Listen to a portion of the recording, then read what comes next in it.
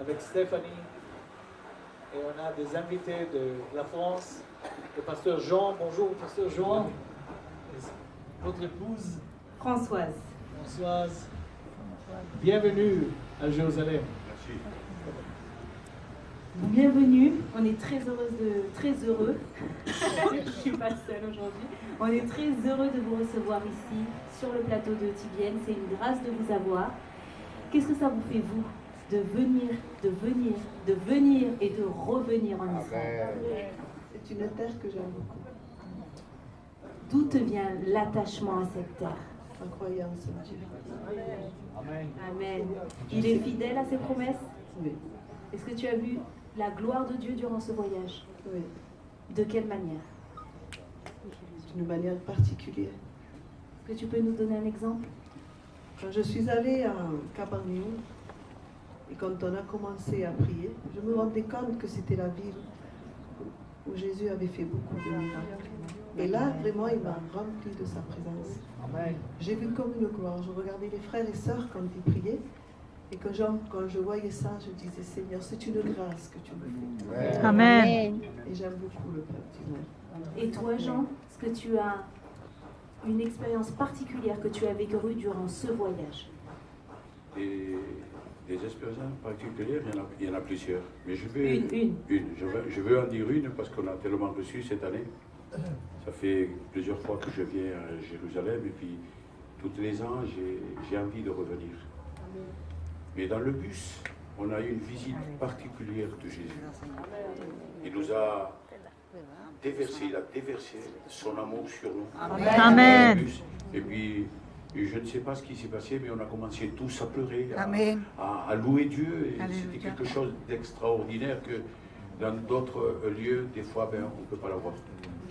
Pasteur Jean, vous êtes venu plusieurs fois en Israël. Oui, Est-ce que vous croyez que c'est important aux croyants de venir en Israël? c'est très important. Pas important. Je crois que c'est très important. Parce que lorsqu'on est là et qu'on regarde et qu'on suit les traces de Jésus, c'est quelque chose de merveilleux de savoir que Jésus est là, que Jésus était là, que Jésus est né là, que Jésus est mort là, que Jésus nous a donné la vie ici, surtout à Jérusalem, au mont Golgotha. Et Jésus va retourner. Ah oui. Amen. Juste derrière nous. Amen. Vous avez amené avec vous un groupe. Oui. Est-ce que vous pouvez nous dire qui sont? J'ai des gitans comme moi. Vous êtes gitans. Oui. On n'a pas dit ça aux gens. Merci Seigneur. Est-ce que vous pouvez nous parler sur l'église des gitans en Europe? Oui, surtout à Marseille, dont je suis le responsable. J'ai une église à peu près de 200 membres. Et puis, croyez-moi que c'est des personnes qui ont changé, mais d'une manière extraordinaire. Amen. Auparavant, le peuple gitan était mal vu. Il était mal vu parce qu'on nous disait qu'on était des voleurs de poules. Aujourd'hui, on ne vole plus. Aujourd'hui, on veut sauver le monde. Si on pourrait sauver le monde, on le ferait. On le ferait. On sauverait des centaines, des milliers de kilomètres pour sauver rien qu'une âme. On l'a déjà fait. Pasteur Jean, est-ce que vous pouvez nous donner votre témoignage? Monsieur. Lorsque j'ai rencontré le Seigneur, ça a été le jour le plus merveilleux de ma vie. Amen. Ce que je regrette, c'est vrai que c'est de ne pas l'avoir rencontré avant. Lorsque j'ai rencontré le Seigneur, j'avais une maladie dans les mains. C'était des crevasses, j'avais les mains ensanglantées. J'avais un emphysème, j'étais malade de l'asthme. J'ai rien demandé pour moi. Je priais pour les autres. Et en priant pour les autres, Dieu m'a guéri. Amen. On est là sur le balcon. Derrière nous c'est Jérusalem, le temple. Est-ce que vous avez un message pour le monde francophone qui nous regarde maintenant? Si vous pouvez regarder à la caméra, Oui. c'est un message de Jérusalem au peuple de Dieu et aussi aux gens qui nous regardent, qui n'ont pas encore rencontré Jésus comme leur sauveur. Oui, bien sûr. Je crois que toi qui me regardes, je te tutoie parce que je m'adresse personnellement.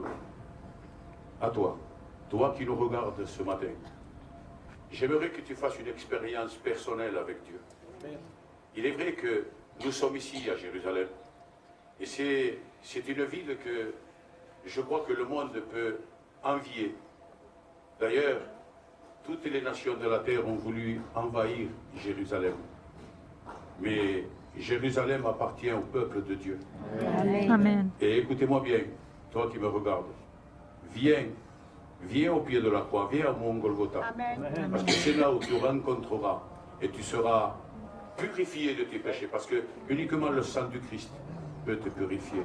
Amen. Il peut te sortir. Vous savez, je vous dis ceci, après, on fera ce qu'il faudra après. Mais je peux vous dire une chose. La guérison est très importante. Mais le salut de l'âme est beaucoup plus important. Amen. Alléluia. On est heureux de vous avoir. On sait, Jean, que toi, tu as particulièrement à cœur la croix. Oui. Est-ce que pour quelqu'un qui nous regarde, peut-être qui vient d'allumer la télé, pour lui, la croix, ça veut rien dire? Est-ce que tu peux expliquer en quelques mots ce qu'est la croix? Ben, vous savez, la croix, c'est quelque chose de merveilleux parce que d'elle-même, c'est le châtiment qu'il a reçu Jésus pour chacun d'entre nous.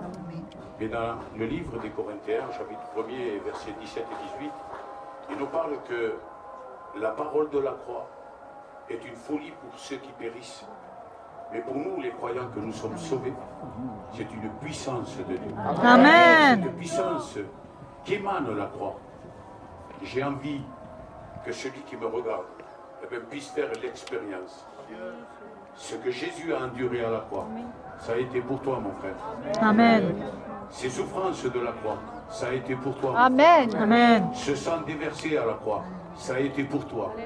Ce n'est pas que pour les peuples gitans, ça a été pour le monde entier. Amen. Jean 3,16 le dit très bien, que Dieu a tant aimé le monde qu'il a donné son Fils unique, afin que quiconque croise en lui ne périsse point, mais qu'il ait la vie éternelle. Amen, Ce amen. matin, ça peut être toi. Viens à Jésus et tu seras sauvé. Amen. J'ai juste, tout à l'heure, hier, j'étais avec vous, grâce à Dieu, on était en Saint-Marie, magnifique, Elon Moré, là où Dieu s'est révélé à Abraham, et lui a fait une promesse. La promesse, c'est vous, c'est vous ici en Israël. Mais je discutais avec une sœur, et elle me disait que son mari, il était incroyant, elle aussi. Mais quand ils sont rencontrés Jésus, lui avait vraiment une vie plus de débauche, et elle, pas vraiment. Et elle se disait que son mari avait besoin de salut, mais elle n'avait pas besoin de repentance. Est-ce que tu penses que si quelqu'un qui nous regarde se pense bien et qui pense qu'il n'a pas besoin de repentance parce qu'il ne vole pas, parce qu'il n'insulte pas ses parents, parce qu'il ne se drogue pas, ou des choses comme ça. Elle disait, les gros pécheurs ont besoin de repentance. Mais moi, j'ai une vie tranquille, je ne suis pas comme mon mari. Mon mari fait beaucoup de bêtises, moi non. Est-ce que tout le monde a besoin de repentance? Bien sûr que tout le monde a besoin de se repentir. Il est écrit dans la parole du Seigneur, dans Romains 3, 23, que tous ont péché et tous sont privés de la gloire. Amen. Il n'y en a pas un qui n'a pas péché. Que celui, un jour, Jésus même, lui-même, il a pu dire, lorsqu'il y avait cette femme pécheresse à ses pieds, lui-même, il a pu dire un jour que celui qui n'a pas péché, et c'était ici en Israël justement, qui lui jette la première pierre. C'est vrai qu'ils ont tous jeté les pierres, mais par terre, pas sur la femme. Vous savez pourquoi? Parce que tous sont pécheurs et tous sont privés de la gloire de Dieu. Amen. Et lorsque le mari est beaucoup plus pécheur qu'une femme, écoute-moi femme, toi qui es convertie, fais tout pour que ton mari se convertisse. Amen. Lorsque toi tu crois que tu n'es pas pécheur, c'est parce qu'il y a un grain d'orgueil dans ta vie. C'est vrai. L'orgueil, c'est quelque chose de très important dans la vie d'un homme ou d'une femme. Alors, seulement les orgueilleux disent qu'ils ne sont pas pécheurs.